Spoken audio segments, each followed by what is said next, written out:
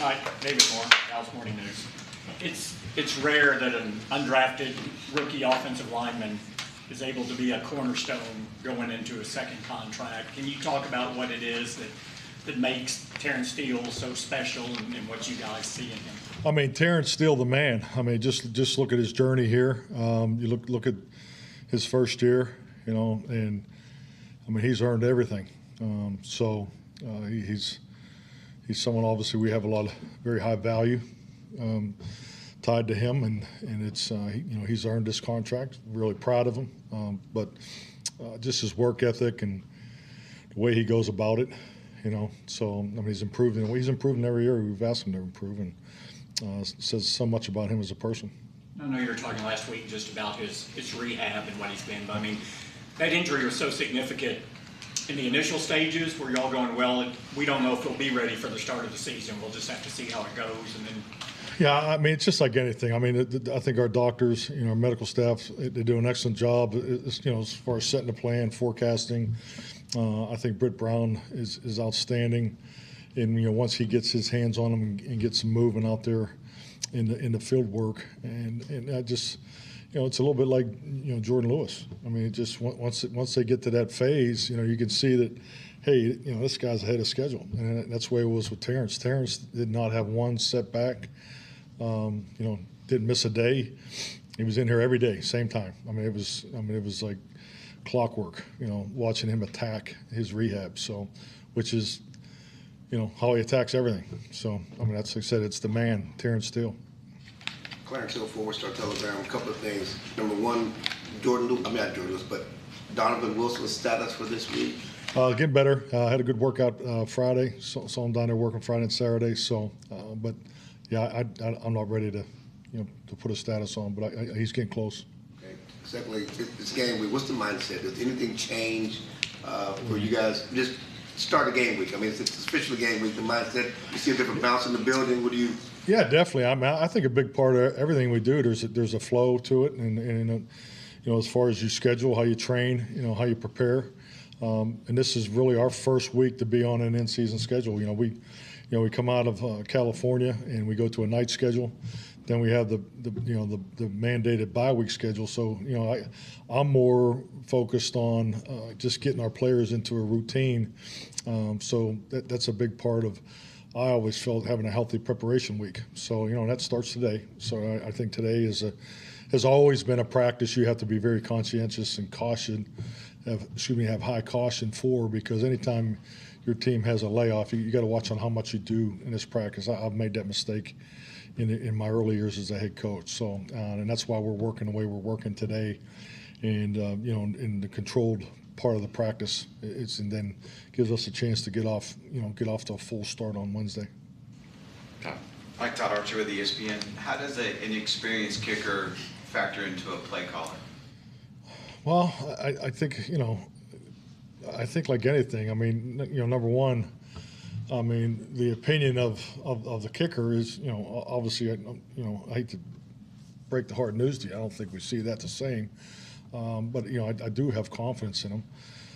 But yeah, that always grows. We've had 3 kickers since I've been here, so it isn't like day one that I knew exactly, where we were as far as the yard line, the trust factor, and so forth. That's why taking those 2 shots was important. Those deep kicks, because that's his strength. I don't worry about. His ability. He's clearly, he's passed that test. I mean, he's high in that area.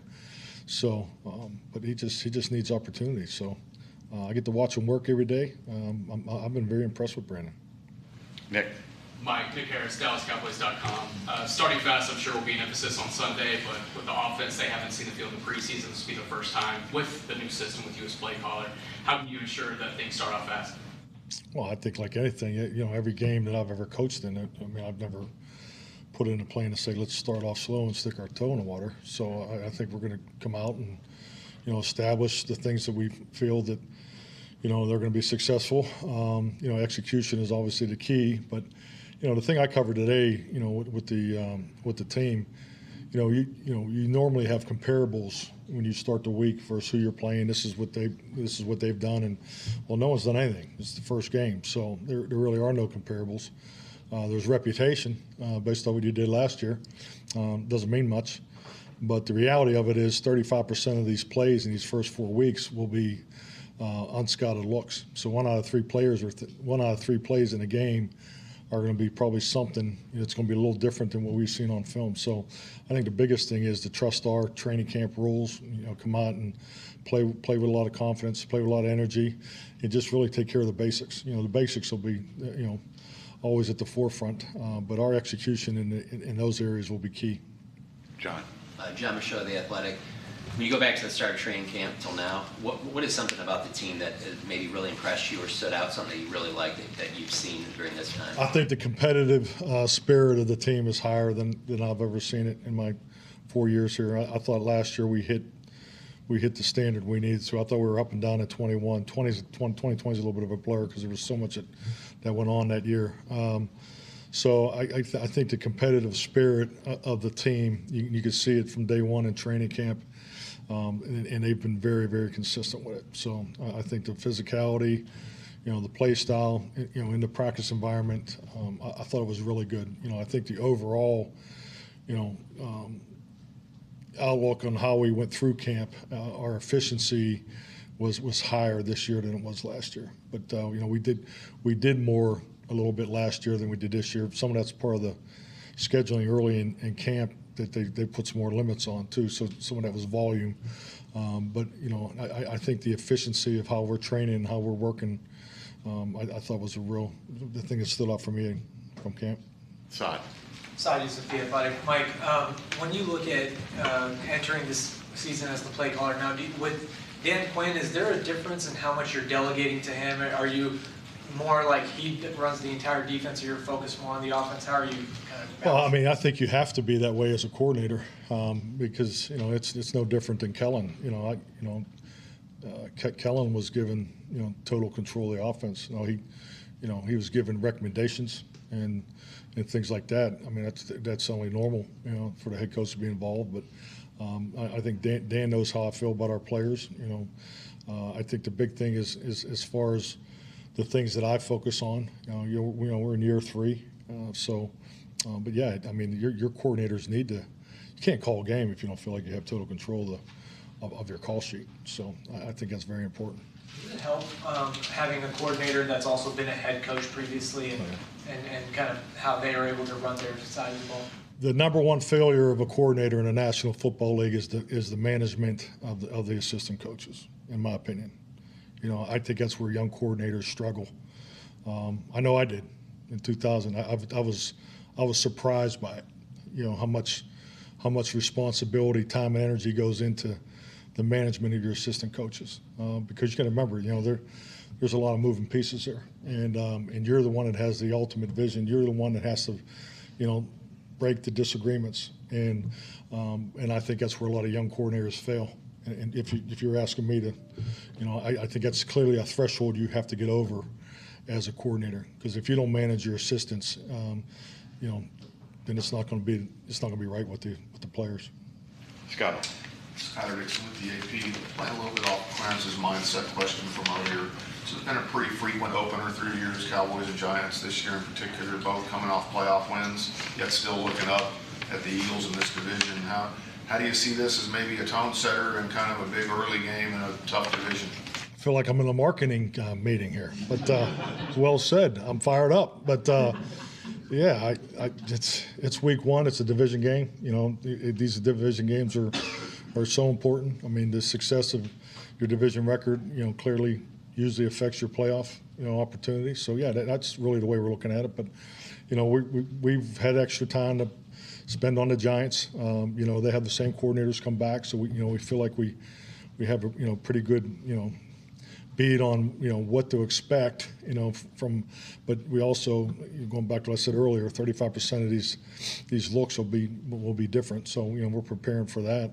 But yeah, this is game 1. Winning that first game is, especially on the road, is always seems a little tougher than the others. So that's really where my mind's at. But last year, it's great. I mean, it's a testament to what they've accomplished and, and what they're trying to get done into the playoffs. I think shows really well for our division. I mean, this is a super competitive division. We're expecting that again. I think all 4 teams have an opportunity to be in the playoff hunt. So, but this is really one game. This is one game we need to go win. Michael Gelkin, Dallas Morning News. Your history as a coach is to get a number of running backs involved, more of a committee-style approach. When you have 4 running backs on your roster, what sort of opportunity does that present you as a coach? Well, my recent history is, I had 2 number 1s. I mean, the last 3 years we've had, and that's really, I think, 2020. Like I said, we had a lot going on there, but I think 21 and 22, the ability to have 2 guys that you need to get the ball to was the focus. Now our room's different. I think I'm being captain obvious here, but Tony's the lead guy, and we got some young guys that we're real excited about. So how does that manifest itself, and how does it turn out to from the production opportunities? I mean, that's really what the games are for. But we are different. I mean, this is the first year. This is the first year that we are different in the running back room. Calvin Watkins, Dallas Morning News. Last time you were in this role as play caller, head coach, obviously it was Green Bay. Do anything a little differently in terms of your approach, how you delegate things, just the whole thing? Oh yeah, absolutely. No, I mean, I think every year is different for me. My call sheet's always changed every year. So I mean, I look at the call sheet as a worksheet. I think it's really the reflection of the connection you're trying to have with your assistant coaches, with the players. And it's really the collection of the week's work. So all your situational calls have been addressed. Your game management's part of that. So it's always a little different. I believe it needs to be, because no game's the same. I've never coached in a game that's been exactly the same as one before. Now there's patterns, there's plays, there's situations that definitely are the same. But every game has its own ebb and flow to it, and I think your call sheet needs to reflect that, and just so you're ready to go, in different directions. I mean, just when you talk about game management, I mean, game management is outstanding with the input of analytics, but some people do it by the book, some people do it by the book and account for the ebb and flow. So I mean, all those things factor into your call sheet for game day, because to me, you have to work your plan all week. Because unfortunately, it doesn't always just go the way you drew it up. If it does, man, you're having a hell of a day.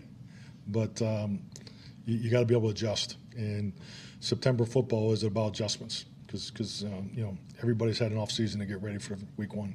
How do you evolve into the game management? Because now you have analytics guys who might not have had the coaching background as when you first broke it. Yeah, real excited about our analytics staff. John Park and his staff have really made an impact with the coaching staff. And it's just like anything. In your business, you have a 2-man crew, a 3-man crew, a 4-man crew. So I mean, our operation of analytics is now similar to the one I've used in the past. So I refer to it as a 2-man crew in the box. So I think I have a lot of confidence, and we've had 3 weeks to work it. So I think we'll be in good shape.